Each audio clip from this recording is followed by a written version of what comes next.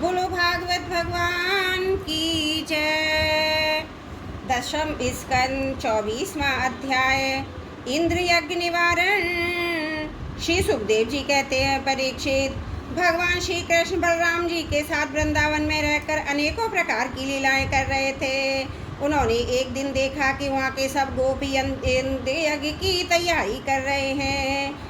इंद्र यज्ञ की तैयारी में भगवान श्री कृष्ण सबके अंतर्यामी और सर्वज्ञ, उनमें से कोई बात छिपी नहीं थी, वे सब जानते थे। फिर भी विनयावत होकर उन्होंने नंद बाबा आदि बड़े बूढ़े गोपों से पूछा, पिताजी, आप लोगों के सामने ये कौन सा बड़ा भारी काम, कौन सा उत्सव आ पहुँचा है? इसका फल क्या है? किस उद्देश्य से कौन लोग किन साधनों के द्वारा ये यज्ञ किया करते हैं? पिताजी, आप मुझे अवश्य बतलाइए। आप मेरे पिता हैं और मैं आपका पुत्र। ये बातें सुनने के लिए मुझे बड़ी उत्कंठा भी है। पिताजी, जो संत पुरुष सब अपनी आत्मा मानते हैं, उनकी दृष्टि में अपने और पराई का भेद नहीं है। जिनका न कोई मित्र है, न शत्रु है, न उदासीन है, उनके पास छिपाने की तो कोई बात होती ही नहीं। परंतु यदि ऐसी स्थिति ना हो तो रहस्य की बात शत्रु की भांति उदासी से ना भी नहीं कहनी चाहिए। मित्र तो अपने समान ही कहा गया है, इसलिए उससे कोई बात छिपाई नहीं जाती। यह संसारी मनुष्य समझे बेसमझे अनेकों प्रकार के कर्मों का अनुष्ठान करता है। उनमें से समझ बूझ कर करने वाले पुरुषों के कर्म जैसे सफल होते हैं, वैसे बेसमझ के नहीं। अतः इस समय आप लोग जो क्रिया योग करने जा रहे हैं, वह स्वर्गों के साथ विचारित शास्त्र सम्मत है अथवा लौकिक ही है, मैं ये सब जानना चाहता हूँ। आप कृपा करके स्पष्ट रूप से बतलाइए। नंद बाबा ने कहा, बेटा, भगवान इंद्र वर्षा करने वाले मेघों के स्वामी हैं। ये मेघ उन्हीं के अपने रूप हैं। वे समस्त प्राणियों को तृप्त करने वाला एवं जीवन दान देने वाले जल बरसाते हैं। मेरे प्यारे पुत्र, हम और दूसरे लोग भी उन्हीं मेघपति भगवान इंद्र की यज्ञों के द्वारा पूजा किया करते हैं। जिन सामग्रियों से यज्ञ होता है, वे भी उनके बरसाए हुए शक्तिशाली जल से ही उत्पन्न होती हैं। उनका यज्ञ करने के बाद जो कुछ बच जाता है, उसी अन्न से हम सब मनुष्य अर्थ धर्म काम रूप त्रिवर्ग की सिद्धि के लिए अपना जीवन निर्वाह करते हैं। मनुष्यों के खेती आदि प्रयत्नों के फल देने वाले इंद्र ही हैं। यह धर्म हमारी कुल परंपरा से चला आया है। जो मनुष्य काम लोभ भय अथवा द्वेष वश ऐसे परंपरागत धर्म को छोड़ देता है, उसका कभी मंगल नहीं होता। श्री सुखदेव जी कहते हैं, परीक्षित, ब्रह्मा शंकर आदि के भी शासन करने वाले केशव भगवान ने नंद बाबा और दूसरे ब्रजवासियों की बात सुनकर इंद्र को क्रोध दिलाने के लिए अपने पिता नंद बाबा से कहा। श्री भगवान ने कहा, पिताजी, प्राणी अपने कर्म के अनुसार ही पैदा होता है और कर्म से ही मर जाता है। उससे उसके कर्म के अनुसार ही सुख दुख भय मंगल की निमित्तों की प्राप्ति होती है। यदि कर्मों को ही सब कुछ न मानकर उनसे भिन्न जीव के कर्मों के द्वारा ही फल मिलता है। पिताजी, कर्म करने वालों पर उनकी प्रवृत्ति नहीं चल सकती। जब सभी प्राणी अपने अपने कर्मों का ही फल भोग रहे हैं, तब हमें इंद्र की क्या आवश्यकता है? पिताजी, जब वे पूर्व संस्कार के अनुसार प्राप्त होने वाले मनुष्यों के कर्म फल को बदल ही नहीं सकते, तब उनसे प्रयोजन। मनुष्य अपने स्वभाव पूर्व संस्कारों के अधीन है, वह उसी का अनुसरण करता है। यहाँ तक कि देवता असुर मनुष्य आदि को लिए हुए सारा जगत स्वभाव में ही स्थित है। जीव अपने कर्मों के अनुसार उत्तम और अधम शरीरों को ग्रहण करता है और छोड़ता रहता है। अपने कर्मों के अनुसार ही यह शत्रु है, यह मित्र है, उदासीन है, ऐसा व्यवहार करता है। कहाँ तक कहूँ, कर्म ही गुरु है और कर्म ही ईश्वर। इसलिए पिताजी, मनुष्य को चाहिए कि पूर्व संस्कारों के अनुसार अपने वर्ण अथवा आश्रम के अनुकूल धर्मों का पालन करता हुआ कर्म का ही आदर करे, जिसके द्वारा मनुष्य की जीविका सुगमता से चलती है। वही उसका इष्ट देव है। जैसे अपने विवाहित पति को छोड़कर जार पति का सेवन करने वाली व्यभिचारिणी स्त्री कभी शांति लाभ नहीं करती, वैसे ही जो मनुष्य अपनी आजीविका चलाने वाले एक देवता को छोड़कर किसी दूसरे की उपासना करते हैं, उससे उन्हें कभी सुख नहीं मिलता। ब्राह्मण वेदों के अध्ययन अध्यापन से क्षत्रिय, पृथ्वी पालन से वैश्य, वर्तावृत्ति से और शूद्र ब्राह्मण, क्षत्रिय और वैश्यों की सेवा से जीविका का निर्वाह करें। वैश्यों की वर्तावृत्ति 4 प्रकार की होती है: कृषि, वाणिज्य, गौरक्षा और ब्याज लेना। हम लोग उन चारों में से एक केवल गोपालन ही सदा से करते आए हैं। पिताजी, इस संसार की स्थिति, उत्पत्ति, अंतकरण के कारण क्रमशः सत्गुण, रजोगुण, तमोगुण है। यह विविध प्रकार का संपूर्ण जगत स्त्री पुरुष के संयोग से रजोगुण द्वारा उत्पन्न होता है। उसी रजोगुण की प्रेरणा से मेघगण सब कहीं जल बरसाते हैं। उसी से अन्न और अन्न से ही सब जीवों की जीविका चलती है। भला इस का क्या लेना देना, वह भला क्या कर सकता है? पिताजी, ना तो हमारे पास किसी देश का राज्य, ना तो बड़े बड़े नगरी हमारे अधीन है। हमारे पास गांव या घर भी नहीं है। हम तो सदा के वनवासी हैं। वन और पहाड़ी हमारे घर हैं। इसलिए हम लोग गौ, ब्राह्मणों, गिरिराज का यजन करने की तैयारी करें। इंद्र यज्ञ के लिए जो सामग्रियाँ इकट्ठी की गई हैं, उन्हीं से इस यज्ञ का अनुष्ठान होने दें। अनेकों प्रकार के पकवान, खीर, हलवा, पुआ, पूरी आदि से लेकर मूंग की दाल तक बनाए जाएं। ब्रज का सारा दूध एकत्र कर लिया जाए। वेदवादी ब्राह्मणों के द्वारा भली भांति हवन करवाया जाए तथा उन्हें अनेकों प्रकारों के अन्न गौयों दक्षिणा दी जाए। और भी चांडाल, पतित और कुत्तों तक को यथायोग्य वस्तुएं देकर गांव को चारा दिया जाए। फिर गिरिराज को भोग लगाया जाए। इसके बाद खूब प्रसाद खा पीकर सुंदर सुंदर वस्त्र पहनकर गहनों से सज सजा लिया जाए और चंदन लगाकर गौ, ब्राह्मण, अग्नि तथा गिरिराज गोवर्धन की प्रदक्षिणा की जाए।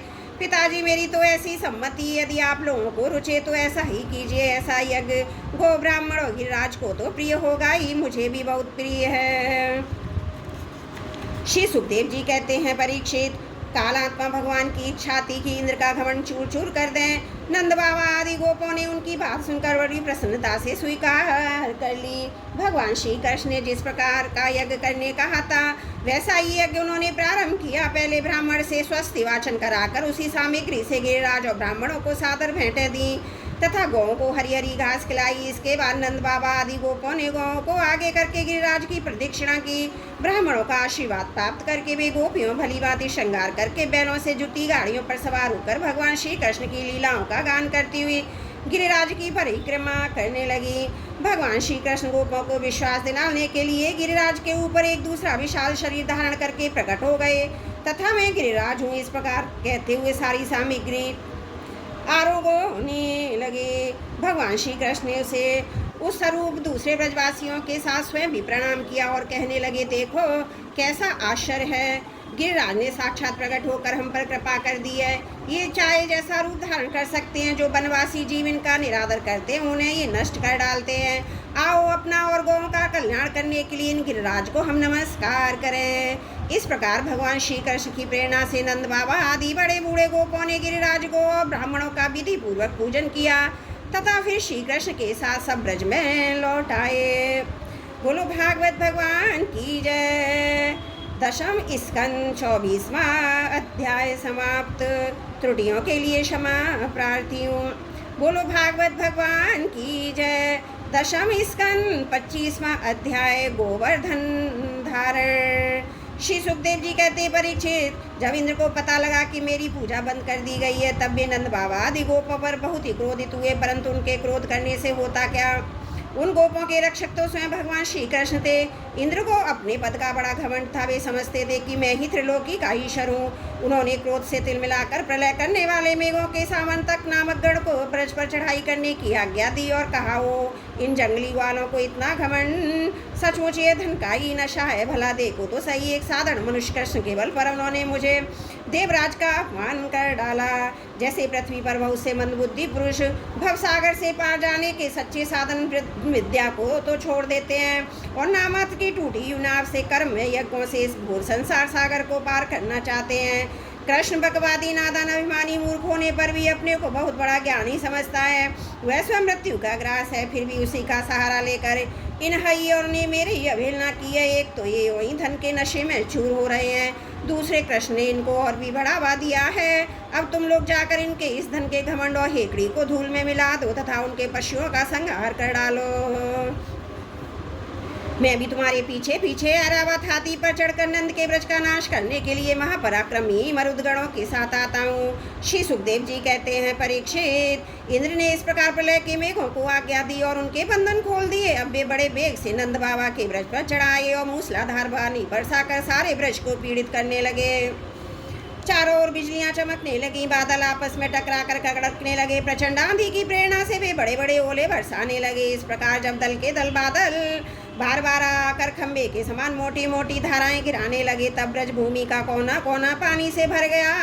कहाँ नीचा कहाँ ऊंचा इसका पता चलना कठिन हो गया। इस प्रकार मूसलाधार वर्षा तथा झंझावात के झपोटे से जब एक एक पशु ठिठुरते हुए कांपने लगा, ग्वाल और ग्वालिनों में ठंड के मारे अत्यंत व्याकुल हो गईं, तब वे सब भगवान श्री कृष्ण की शरण में आए।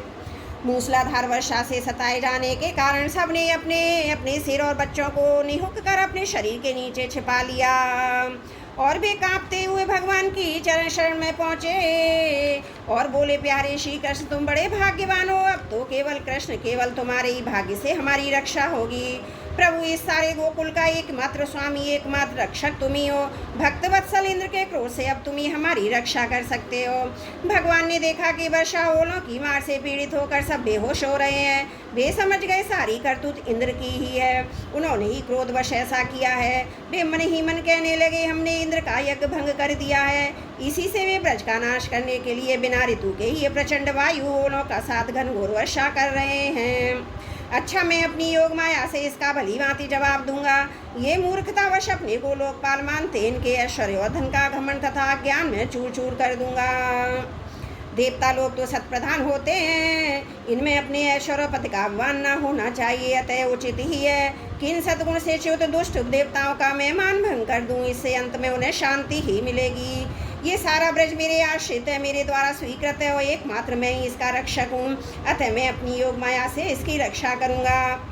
संतों की रक्षा करना तो मेरा व्रत ही है। अब इसके पालन का अवसर आ पहुँचा है। इस प्रकार कहकर भगवान श्री कृष्ण ने खेल खेल में ही एक हाथ से गिरिराज गोवर्धन को उखाड़ लिया और जैसे छोटे छोटे बालक बरसाती छत्ते के पुष्प को उखाड़ कर हाथ में रख लेते हैं, वैसे ही उन्होंने उस पर्वत को धारण कर लिया। इसके बाद भगवान ने गोपों से कहा, माताजी, पिताजी और ब्रजवासियों, तुम लोग अपनी गौओं और सब सामग्रियों के साथ इस पर्वत के गड्ढे में आकर आराम से बैठ जाओ। देखो, तुम लोग ऐसी शंका ना करना कि मेरे हाथ से पर्वत गिर पड़ेगा। तुम लोग तनिक भी मत डरो। इस आंधी पानी के डर से तुम्हें बचाने के लिए ही मैंने ये युक्ति रची है। जब भगवान श्री कृष्ण ने इस प्रकार सबको आश्वासन दिया, ढांढस बधाया, तब सबके सब ग्वाल अपने अपने गोधन छकड़ों, आश्रितों, पुरोहितों, भ्रतों को अपने अपने साथ लेकर सुबीती के अनुसार गोवर्धन के गड्ढे में आ घुसे। भगवान श्री कृष्ण ने सब ब्रजवासियों को देखते देखते भूख, प्यास की पीड़ा, आराम, विश्राम की आवश्यकता आदि सब कुछ बुलाकर 7 दिन तक लगातार इस पर्वत को उठाए रखा। वे एक डग भी वहाँ से इधर उधर नहीं हुए। श्री कृष्ण की योग माया का यह प्रभाव देखकर इंद्र के आश्चर्य का ठिकाना न रहा। अपना संकल्प पूरा न होने के कारण उनकी सारी हेकड़ी बंद हो गई। वे बहुत चंके से रह गए। इसके बाद उन्होंने मेघों को अपने आप वर्षा करने से रोक दिया। जब गोवर्धन भगवान श्री कृष्ण ने देखा ये भयंकर आंधी और घनघोर वर्षा बंद हो गई है, आकाश से बादल छट गए हैं, सूर्य दिखने लगे हैं, तब उन्होंने गोपों से कहा, मेरे प्यारे गोपों, अब तुम लोग निडर हो जाओ और अपनी स्त्रियों, गोधन और बच्चों के साथ बाहर निकल जाओ। देखो, अब आंधी पानी बंद हो गया तथा नदियों का भी पानी उतर गया। भगवान की ऐसी आज्ञा पाकर अपने अपने गोधन, स्त्रियों, बच्चों, बूढ़ों के साथ ले और अपनी सामग्री छकड़ों पर लाद कर धीरे धीरे सब लोग अपने बाहर निकल आए। सर्वशक्तिमान भगवान श्री कृष्ण भी उस प्राणियों के देखते देखते खेल खेल में ही गिरिराज को पूर्ववत उनके स्थान पर रख दिया।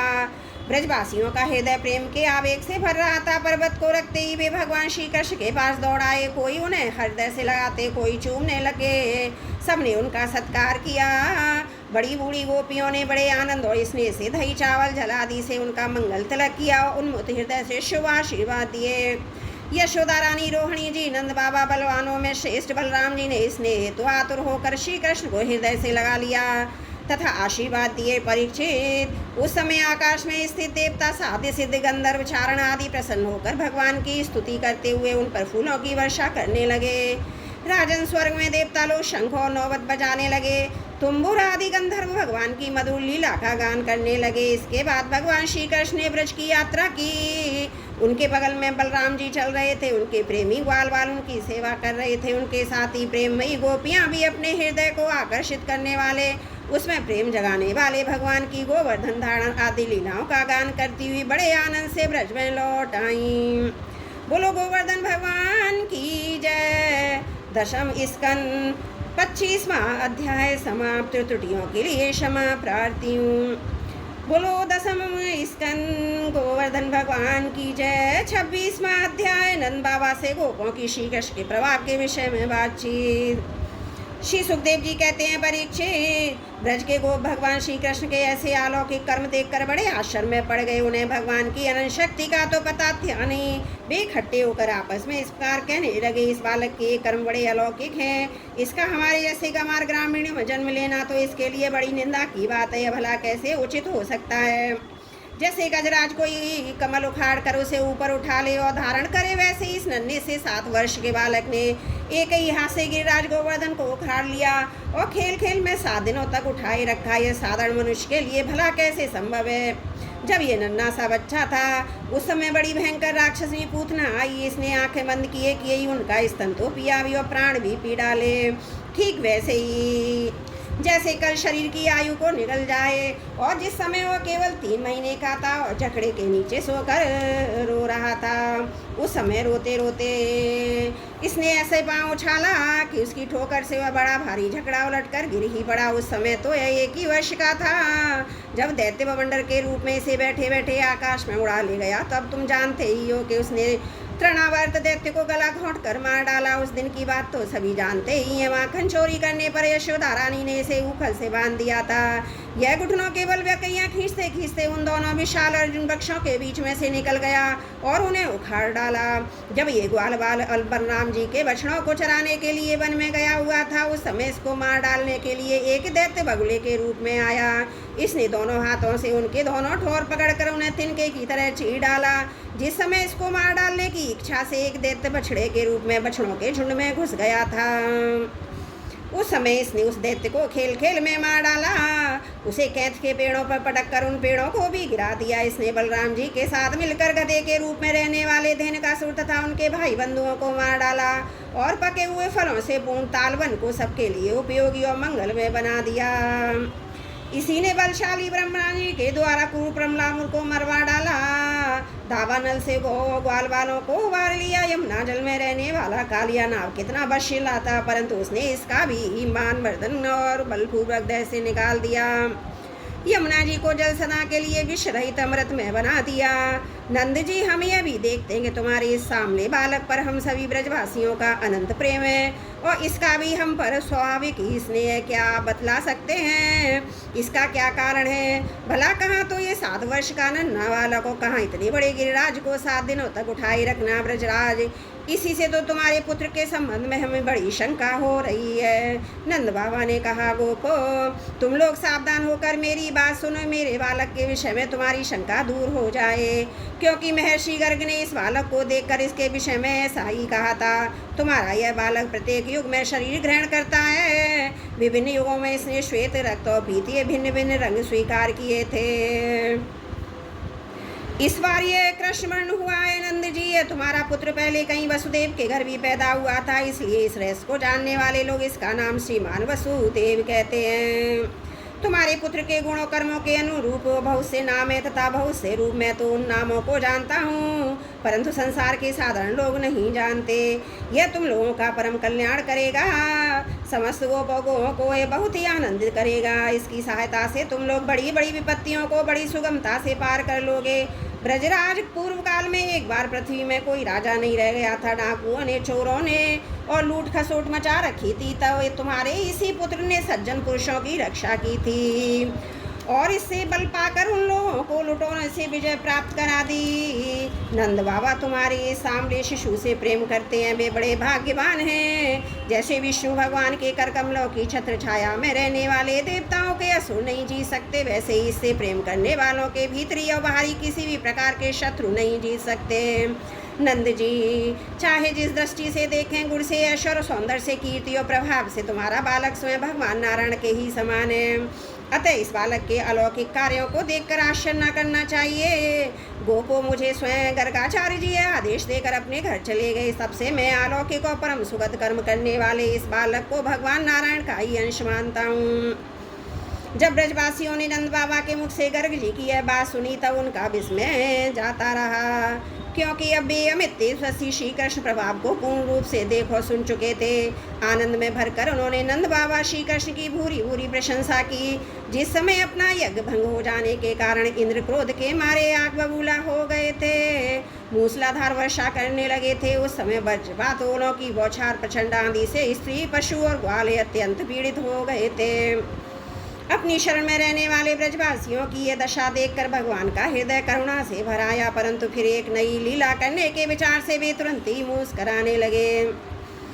जैसे कोई नन्हा सा निर्मल बालक खेल खेल में ही बरसाती छत्ते का पुष्प उखाड़ ले, वैसे ही इन्होंने एक हाथ से गिरिराज गोवर्धन को उखाड़ कर धारण कर लिया था। सारे ब्रज की रक्षा की।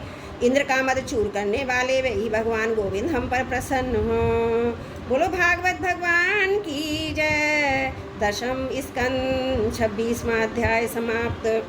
त्रुटियों के लिए क्षमा प्रार्थी हूँ। बोलो भागवत भगवान की जय। दशम स्कंद 27वां अध्याय श्री कृष्ण का अभिषेक।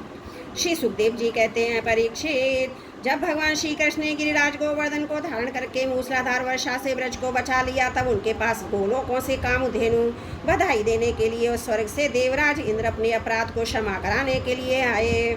भगवान का तिरस्कार करने के कारण इंद्र बहुत ही लज्जित थे, इसलिए उन्होंने एकांत स्थान में भगवान के पास जाकर अपने सूर्य के समान तेजस्वी मुकुट से उनके चरणों का स्पर्श किया।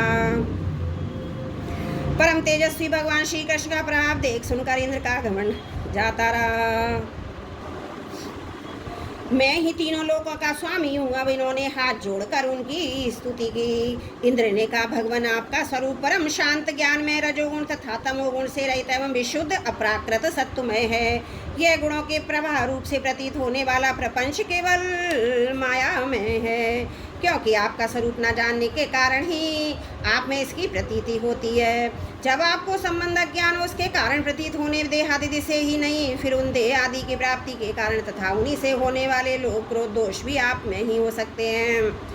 प्रभु, इन दोषों का होना तो अज्ञान का लक्षण है। इस प्रकार यद्यपि अज्ञान उनमें होने वाले जगत से आपका कोई संबंध नहीं है, फिर भी धर्म की रक्षा और दुष्टों का दमन करने के लिए आप अवतार ग्रहण करते हैं, निग्रह अनुग्रह भी करते हैं। आप जगत के पिता गुरु और स्वामी हैं। आप जगत का नियंत्रण करने के लिए दंड धारण किए हुए दुस्तर काल हैं। आप अपने भक्तों की लालसा पूर्ण करने के लिए स्वच्छता लीला शरीर प्रकट करते हैं, और जो लोग हमारी तरह अपने को ईश्वर मान बैठते हैं, उनका मान मर्दन करते हुए अनेकों प्रकार की लीलाएं करते हैं। प्रभु, जो मेरे जैसे अज्ञानियों अपने को जगत का ईश्वर मानने वाले हैं, वे जब देखते हैं कि बड़े बड़े भय के अवसरों पर भी आप निर्भय रहते हैं, तब भी अपना घमंड छोड़ देते हैं। गर्भरहित होकर संत पुरुषों के द्वारा सेवित भक्ति मार्ग का आश्रय लेकर आपका भजन करते हैं। प्रभु, आपकी एक एक चेष्टा दुष्टों के लिए दंड विधान है। प्रभु, मैंने ऐश्वर्य के मत से चूर होकर आपका अपराध किया, क्योंकि मैं आपकी शक्ति और प्रभाव के संबंध में बिल्कुल अनजान था। परमेश्वर, आप कृपा करके मुझ मूर्ख अपराधी का है अपराध क्षमा करें। ऐसी कृपा करें मुझे फिर कभी ऐसे दुष्ट अज्ञान का शिकार ना होना पड़े। स्वयं प्रकाश इंद्रियातीत परमात्मन, आपका ये अवतार इसलिए हुआ कि जो असुर सेनापति केवल अपना पेट पालने में ही लगे रहे हैं, पृथ्वी के लिए बड़े भारी भार के कारण बन रहे हैं, उनका वध करके उन्हें मोक्ष दिया जाए। और जो आपके चरणों के सेवक हैं, आज्ञाकारी भक्तजन, उनका अभ्युदय हो, उनकी रक्षा हो। भगवान, मैं आपको नमस्कार करता हूँ। आप सर्वंतर्यामी पुरुषोत्तम तथा सर्वात्मा वासुदेव हैं। आप यदुवंशियों के एकमात्र स्वामी, भक्त वत्सल एवं सबके चित्त को आकर्षित करने वाले हैं। मैं आपको बार बार नमस्कार करता हूँ। आपने जीवों के समान कर्मवश होकर नई स्वतंत्रता से अपने भक्तों की तथा अपनी इच्छा के अनुसार शरीर स्वीकार किया है। आपका यह शरीर विशुद्ध ज्ञान स्वरूप है। आप सब कुछ है, सबके कारण है और सबके आत्मा है। मैं आपको बार बार नमस्कार करता हूँ। भगवान, मेरे अभिमान का अंत नहीं है। मेरा क्रोध भी बहुत ही तीव्र मेरे वश के बाहर है। जब मैंने देखा कि मेरा यज्ञ तो नष्ट कर दिया गया, तब मैंने मूसलाधार वर्षा और आंधी के द्वारा सारे ब्रजमंडल को नष्ट कर देना चाहा। परंतु प्रभु आपने मुझ पर बहुत ही अनुग्रह किया। मेरी चेष्टा व्यर्थ होने से मेरे घमंड की जड़ उखड़ गई। अब मेरे स्वामी गुरु हैं, मेरे आत्मा है, मैं आपकी शरण में हूँ। श्री सुखदेव जी कहते हैं, परीक्षित, जब देवराज इंद्र ने भगवान श्री कृष्ण की इस प्रकार स्तुति की, तब उन्होंने हंसते हुए मेघ के समान गंभीर वाणी से इंद्र को संबोधन करके कहा। श्री भगवान ने कहा, इंद्र, तुम्हें ऐश्वर्य व धन संपत्ति के मत से पूरे पूरे मत वाले हो रहे थे, इसलिए तुम पर अनुग्रह करके ही मैंने तुम्हारा यज्ञ भंग किया। यह इसलिए कि अब तुम मुझे नित्य निरंतर स्मरण रख सको। जो ऐश्वर्य और धन संपत्ति के मत से अंधा हो जाता है, वह नहीं देखता कि मैं काल रूप परमेश्वर हाथ में दंड लेकर उसके सिर पर सवार हूँ। मैं जिस पर अनुग्रह करना चाहता हूँ उसे ऐश्वर्य भ्रष्ट कर देता हूँ। इंद्र, तुम्हारा मंगल हो। अब तुम अपनी राजधानी अमरावती में जाओ और मेरी आज्ञा का पालन करो। अब कभी घमंड नहीं करना, नित्य निरंतर मेरी सन्निधि का मेरे संयोग का अनुभव करते रहना। अपने अधिकार के अनुसार उचित रीति से मर्यादा का पालन करना। परीक्षित, भगवान इस प्रकार आज्ञा दे ही रहे थे कि मनस्विनी कामधेनु ने अपने संतानों के साथ गोप वेशधारी परमेश्वर श्री कृष्ण की वंदना की और उनको संबोधित करके कहा। कामधेनु का सच्चिदानंद स्वरूप श्री कृष्ण, आप महायोगी योगेश्वर हैं। आप स्वयं विश्व के परम कारण हैं, अच्युत हैं, संपूर्ण विश्व के स्वामी। आपको अपने रक्षक के रूप में प्राप्त कर हम सनात हो गई। आप जगत के स्वामी हैं, परंतु हमारे तो परम पूजनीय आराध्य देव ही हैं। प्रभु इंद्र त्रिलोकी के इंद्र हुआ करें, परंतु हमारे इंद्र तो आप ही हैं। ते आप ही गौ ब्राह्मण देवता साधु जनों की रक्षा के लिए हमारे इंद्र बन जाइए। हम गौएं ब्रह्मा जी की प्रेरणा से आपको अपना इंद्र मान कर अभिषेक करेंगी। विश्वात्मन, आपने पृथ्वी का भार उतारने के लिए अवतार धारण किया है।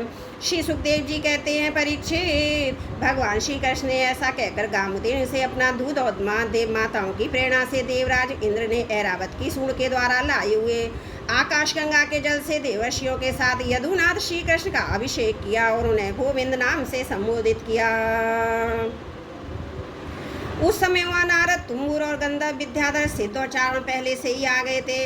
वे समस्त संसार के पाप ताप को मिटा देने वाले भगवान के लोक महालया यश का गान करने लगे। अप्सराएं आनंद से भरकर नृत्य करने लगी। मुख्य मुख्य देवता भगवान की स्तुति करके उन पर नंदन बन के दिव्य पुष्पों की वर्षा करने लगे। तीनों लोकों में परमानंद की बाढ़ आ गई और गौओं के स्तनों से आप इतना दूध गिरा कि पृथ्वी गीली हो गई। नदियों में विविध रसों की बाढ़ आ गई। वृक्षों से मधुधारा बहने लगी। बिना जोते हुए पृथ्वी में अनेकों प्रकार की औषधियां पैदा हो गए। पर्वतों में छिपे हुए मणिमाणिक वहीं बाहर निकल आए। परीक्षित, भगवान श्री कृष्ण का अभिषेक होने पर जो जीव स्वभाव से ही क्रूर है, वे भी बैरहीन हो गए, उनमें भी परस्पर मित्रता हो गई। इंद्र ने इस प्रकार गोकुल के स्वामी श्री गोविंद का अभिषेक किया और उनसे अनुमति प्राप्त होने पर देवता गंधर्व आदि के साथ स्वर्ग की यात्रा की। बोलो गोविंद भगवान की जय। दशम स्कंद 27वां अध्याय समाप्त। त्रुटियों के लिए क्षमा प्रार्थी हूँ। बोलो भागवत भगवान की जय। दशम स्कंद 28वां अध्याय, वरुण लोक से नंद जी को छुड़ा कर लाना। श्री सुखदेव जी कहते हैं, परीक्षित, नंद बाबा ने कार्तिक शुक्ल एकादशी का उपवास किया और भगवान की पूजा की तथा उसी दिन रात में द्वादशी लगने पर स्नान करने के लिए यमुना जल में प्रवेश किया। नंद बाबा को यह मालूम नहीं था कि असुरों की वेला है, इसलिए वे रात के समय यमुना जल में घुस गए। उस समय वरुण के सेवक एक असुर ने उन्हें पकड़ लिया और वह अपने स्वामी के पास ले गया। नंद बाबा के खो जाने से ब्रज के सारे गोप, श्री कृष्ण, अब तुम ही अपने पिता को ला सकते हो। बलराम, अब तुम्हारा ही भरोसा। इस प्रकार कहते हुए रोने पीटने लगे। भगवान श्री कृष्ण सर्वशक्तिमान है एवं सदा से ही अपने भक्तों का भय खाते हुए भगाते हैं। जब उन्होंने ब्रजवासियों का रोना पीटना सुना और जाना कि पिताजी को वरुण का कोई सेवक ले गया है, तब वे वरुण जी के पास गए। जब लोकपाल वरुण ने देखा कि समस्त जगत के अंतर्दीय बाहर इंद्रियों के प्रवर्तक भगवान श्री कृष्ण स्वयं उनके यहाँ पधारे हैं, तब उन्होंने उनकी बहुत बड़ी पूजा की। भगवान के दर्शन से उनका रोम रोम आनंद से खिल उठा। इसके बाद उन्होंने भगवान से निवेदन किया। वरुण जी ने कहा, प्रभु, आज मेरा शरीर धारण करना सफल हुआ। आज मुझे संपूर्ण पुरुषार्थ प्राप्त हो गया, क्योंकि आज मुझे आपके चरणों की सेवा का शुभ अवसर प्राप्त हुआ है। भगवान जी ने भी आपके चरण कमलों की सेवा का शुभ अवसर मिला। वे भवसागर से पार हो गए। आप भक्तों के भगवान, वेदांतियों के ब्रह्म और योगियों के परमात्मा हैं। आपके स्वरूप में विभिन्न लोक सृष्टियों की कल्पना करने वाली माया नहीं है, ऐसा श्रुति कहती है। मैं आपको नमस्कार करता हूँ प्रभु। मेरा ये सेवक बड़ा मूढ़ और अनजान है, वह अपने कर्तव्य को नहीं जानता, वही आपके पिताजी को ले आया है। आप कृपा करके इसका अपराध क्षमा कीजिए गोविंद। मैं जानता हूँ कि आप अपने पिता के प्रति बड़ा प्रेम भाव रखते हैं, ये आपके पिता हैं, इन्हें आप ले जाइए। परंतु भगवान आप सबके अंतर्यामी, सबके साक्षी हैं, इसलिए विश्व विमोहन श्री कृष्ण आप मुझ पर दास पर भी कृपा कीजिए। श्री सुखदेव जी कहते हैं, परीक्षित, भगवान श्री कृष्ण ब्रह्मा आदि ईश्वरों के भी ईश्वर हैं। लोकपाल वरुण ने इस प्रकार उनकी स्तुति करके उन्हें प्रसन्न किया। इसके बाद भगवान अपने पिता नंद जी को लेकर ब्रज में चले आए और ब्रजवासी भाई बंधुओं को आनंदित किया। नंद बाबा ने वरुण लोक में लोकपाल की इंद्रियातीत ऐश्वर्य और सुख संपत्तियों को देखा और यह भी देखा कि वहाँ के निवासी उनके पुत्र श्री कृष्ण के चरणों में झुक झुक कर प्रणाम कर रहे हैं। उन्हें बड़ा विस्मय हुआ। उन्होंने ब्रज में आकर अपने जाति भाइयों को सब बातें कह सुनाई। परीक्षित, भगवान के प्रेमी गोपियाँ सुनकर ऐसा समझने लगे कि अरे ये तो स्वयं भगवान है।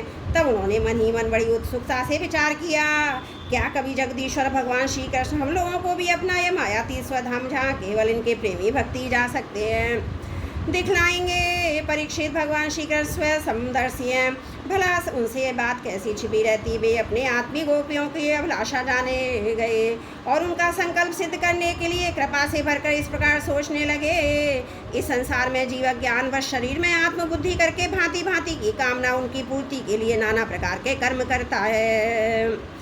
फिर उनके फलस्वरूप देवता, मनुष्य, पशु, पक्षी आदि ऊंची नीची योनियों में भटकता फिरता है, अपनी असली गति को, आत्मस्वरूप को नहीं पहचान पाता। परम दयालु भगवान श्री कृष्ण ने इस प्रकार सोचकर उन गोपों को माया अंधकार से अतीत अपना परम धाम दिखलाया। भगवान ने पहले उनको उस ब्रह्मा का साक्षात्कार कराया जिसका स्वरूप सत्य, ज्ञान, अनंत, सनातन और ज्योति स्वरूप है तथा समाधिनिष्ठ गुणातीत पुरुष से देख पाते हैं। जिस जलाशय में अक्रूर को भगवान ने अपना स्वरूप दिखलाया था, उसी ब्रह्म स्वरूप ब्रह्मानंद में भगवान उन गोपों को ले गए। वहाँ उन लोगों ने उस पर डुबकी लगाई, वे ब्रह्मानंद में प्रवेश कर गए। तब भगवान ने उसमें से उनको निकाल कर अपने परम धाम का दर्शन कराया। उस दिव्य भगवत स्वरूप लोक को देखकर नंद आदि को परमानंद में मगन हो गए। वहाँ उन्होंने देखा सारे वेद मूर्तिमान होकर भगवान श्री कृष्ण की स्तुति कर रहे हैं। यह देखकर वे सब के सब परम विस्मित हो गए। बोलो भागवत भगवान की जय। 10वां स्कंद 28वां अध्याय समाप्त। त्रुटियों के लिए क्षमा प्रार्थी हूँ।